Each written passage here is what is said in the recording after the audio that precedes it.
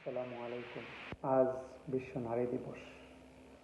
ইসলাম ধর্ম একজন নারীর ফাইন্যান্সিয়াল ইন্ডিপেন্ডেন্স বা আর্থিক স্বাধীনতা সম্পর্কে কি প্রেসক্রিপশন, কি গাইডেন্স প্রদান করে? আমি যতটুকু কম্পারেটিভ রিলিজিয়ন পড়েছি, আমার আন্ডারস্ট্যান্ডিং হচ্ছে ইসলাম একমাত্র ধর্ম যেটা নারীর ফাইন্যান্সিয়াল ইন্ডিপেন্ডেন্সের জন্য, আর্থিক স্বাধীনতার জন্য ভেরি স্পেসিফিক গাইডেন্স দিয়েছে, অর্ডিন্যান্স দিয়েছে, ল দিয়েছে। এই ইন্ডিপেন্ডেন্ট ল ইসলামে আছে, যেটা বলা হয় ফারাইদ বা ইসলামিক ল অফ ইনহেরিটেন্স বা মুসলিম উত্তরাধিকার আইন। অন্য কোনো রিলিজিয়নে এ ধরনের স্পেসিফিক ল করা হয়েছে শুধু নারীদের ফাইন্যান্সিয়াল ইন্ডিপেন্ডেন্সের জন্য, নারীদের প্রপার্টি রাইটের জন্য, এ ধরনের কোনো এক্সিস্টেন্স কোথাও নেই। কীভাবে ইসলাম চায় একজন নারী ফাইন্যান্সিয়ালি ইন্ডিপেন্ডেন্ট হোক? তিনটি ডেফিনেটিভ সোর্সেস আল্লাহ মেনশন করেছেন। একজন মেয়ে তার বাবার প্রপার্টির ওনারশিপ রাইট থাকবে। একজন মেয়ে তার হাজব্যান্ডের প্রপার্টির ওনারশিপ পাবে, প্রপার্টির রাইট পাবে।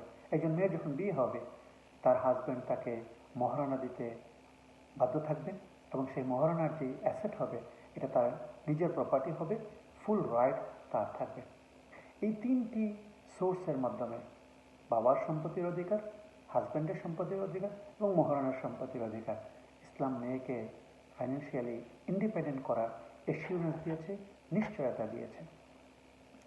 টপ অফ দ্যাট, তারপরে ছেলে এবং মেয়ে দুইজনকে এডুকেট করা, শিক্ষা দেওয়া, শিক্ষিত করা ইসলামে ম্যান্ডেটরি, অব্লিগেটরি, ফরজ সবার জন্য। কোনো মেয়ে যদি চায় এডুকেশন নেওয়ার পরে সে ওয়ার্ক করবে, জব করবে, চাকরি করবে within sharia guidance, that is permissible in Islam. ইসলাম এটাকে অ্যালাউ করে। কিন্তু কেউ যদি চাকরি নাও করে, তারপরেও তার পার্সোনাল ওয়েলথ থাকবে, তার পার্সোনাল প্রপার্টি থাকবে এবং সেই প্রপার্টিতে ফুল ওনারশিপ, ফুল কন্ট্রোল তাকে দেওয়া হচ্ছে। শুধু ফাইন্যান্সিয়াল ইন্ডিপেন্ডেন্সে বলতে শুধু প্রপার্টি ওনারশিপ না, এই প্রপার্টিটা সে কীভাবে ইউজ করবে সেটা সম্পর্কে ইসলামের গাইডেন্স আছে। যদি একজন মেয়ের এনাফ প্রপার্টি থাকে যেটা জাকাতে বলে অ্যাসেট হয়, তাহলে সে জাকাত প্রদান করবে। আর তারপরে সে কী করবে? মেয়েকে কোনো অব্লিগেশন দেওয়া হয় না, তার কোনো ম্যান্ডেটরি অব্লিগেশন নেই, কোনো দায়িত্ব দেওয়া হয়নি, তাকে ফ্রিডম দেওয়া হয়েছে, ফুল ফ্রিডম দেওয়া হয়েছে।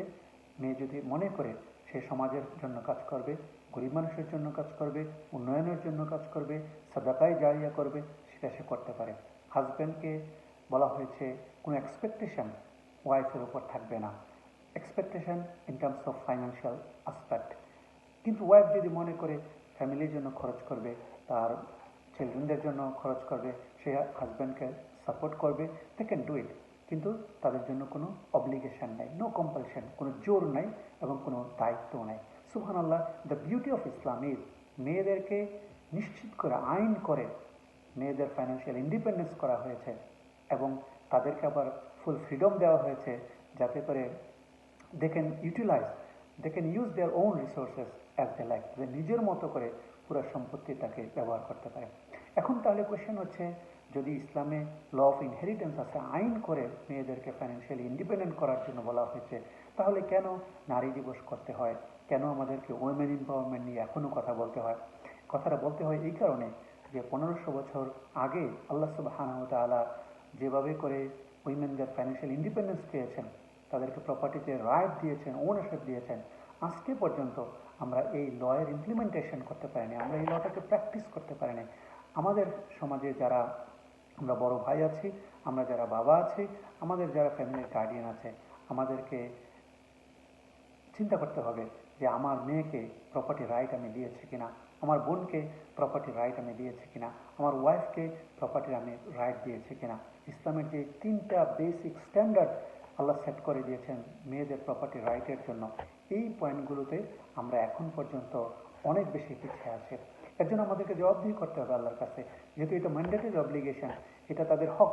নারীদের, মেয়েদের, মাদের, বোনদের, স্ত্রীর যে প্রপার্টির ওনারশিপ, যে প্রপার্টি রাইট, এটা যদি আমরা দিয়ে দিতে পারি, তাহলেই মেয়েরা ফাইন্যান্সিয়ালি ইন্ডিপেন্ডেন্ট হয় এবং that is the spirit of Islam.